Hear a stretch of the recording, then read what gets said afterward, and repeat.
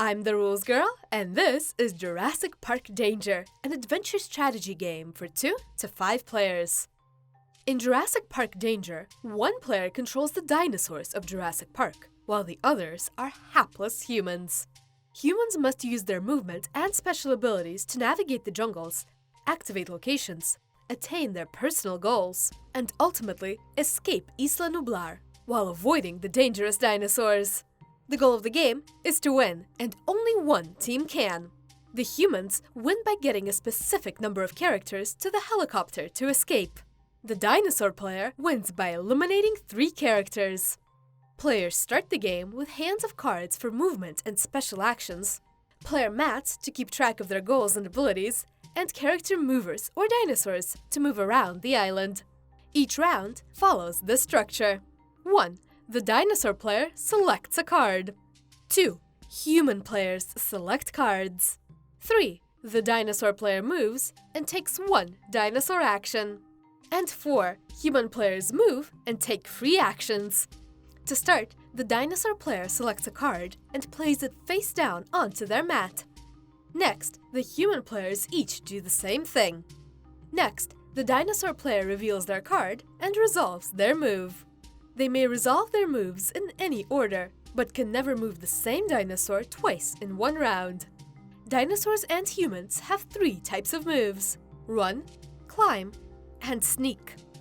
Running moves your character or dinosaur into an adjacent space, as long as it doesn't cross any cliffs or electric fences. Climbing moves your character or dinosaur across an adjacent cliff or electric fence. And finally, sneaking lets you secretly move to a nearby space.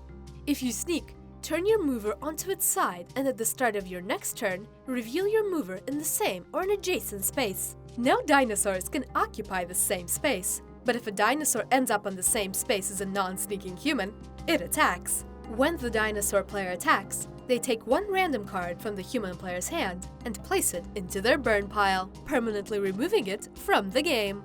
If the human player has to lose a card but can't, their character is eliminated and they'll respawn as a new character next round. If 2 characters are in the same space, the human players decide which character will be attacked. During the dinosaur player's turn, at any time they can perform 1 dinosaur action by moving their action token onto the corresponding space. These grant special actions, like the Velociraptor, which can move up to 2 spaces in a straight line, the Tyrannosaurus Rex, which can double damage when attacking, and the Dilophosaurus, which can attack a human in an adjacent space. If they choose not to use an action, move the token to the rest space. At the end of the dinosaur player's turn, they must draw a new card to refill their hand to 3 cards. It's now the human player's turn. All humans reveal their cards simultaneously, then perform moves and any optional free actions in any order. Like dinosaurs, humans can also run, climb, or sneak, but must roll this number on their card to successfully sneak or climb. If a player tries to sneak or climb, but fails their roll, they can choose to boost their roll by burning cards from their hand and adding this number to their total. Unlike dinosaurs, humans can choose not to move. Humans also cannot run onto a space with a non-sneaking dinosaur, so they can play a distract card as a free action to move an adjacent dinosaur onto their space. If a player is on a location space, they may attempt to activate it by rolling a die, succeeding on a 5 or 6. Activating a location grants a one-time special action.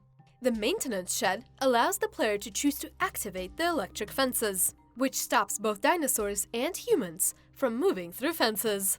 The Visitor Center gives the activating player 2 cards back from their discard. And the Control Center places lock tokens on all 4 locations, including the helicopter pad, making them safe from dinosaurs. Characters escape by activating all 3 locations, achieving their goal, and reaching the helicopter pad. Each human has a different goal and must accomplish their goal in order to escape the island. Like Ray Arnold, who must go to the maintenance shed to collect his goal token. At the end of the human's turn, discard played cards, eliminate any players without cards in hand, and then human players may choose to burn their cards in hand in order to draw cards from their discard pile. Finally, All players that were eliminated or escaped draw a new character for the next round. Play continues until either the dinosaur wins by eliminating 3 characters, or the humans win by getting a certain number of characters off Isla Nublar. Ready to play? Assemble the game board by connecting the frame by matching the letters. Shuffle the perimeter tiles and place them face up inside the frame. Then shuffle and place the center tiles inside the perimeter tiles. Place the start tile in the center of the game board.